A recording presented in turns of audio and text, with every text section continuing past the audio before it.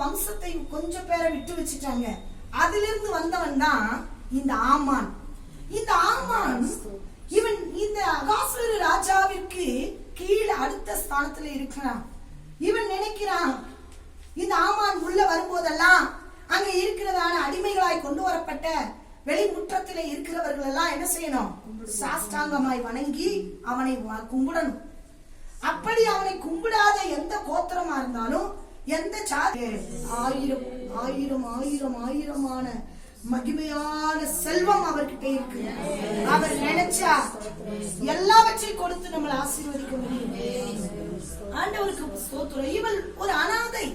இந்த அனாதையை கொண்டு வந்து ஆண்டவர் பாருங்க, அவள் நினைத்திருக்கலாம் நான் ஒரு அனாதை, நான் எப்படி, நான் சொல்றேன், கர்த்தர் உங்களை உயர்த்தி மேன்மைப்படுத்தணும்னு முடிவு பண்ணிட்டாருன்னா, எதிரியின் நாட்டுல எதிரியின் பாளையத்துக்குள்ள கொண்டு போய் கூட உங்களை உயர்த்துவார். அவர் தான் ஆண்டவர். மனுஷன் எங்க உயர்த்துவான்? நம்ம இருக்கிற இடத்துல சாதகமான சூழ்நிலையில நம்மளை உயர்த்துவான். அவ்வளவுதான் செய்ய முடியும் மனுஷனால. கொண்டு போய் இப்ப நம்ம வேற பாகிஸ்தான்ல கொண்டு போய் நம்மள மனுஷன் உயர்த்த முடியுமா? அங்க உள்ள போன சுட்டு தள்ளிடுவாங்க, எல்லைக்குள்ள கூட போக முடியாது. ஆனா கர்த்தர் பாருங்க, கொண்டு வந்தது அடிமையே இல்லாங்க.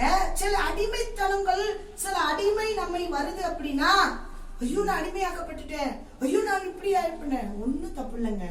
கர்த்தர் அங்க ஏதோ ஒண்ணு செய்ய போறாரு, ஏதோ ஒரு விஷயத்தை அங்க செய்ய போறாரு.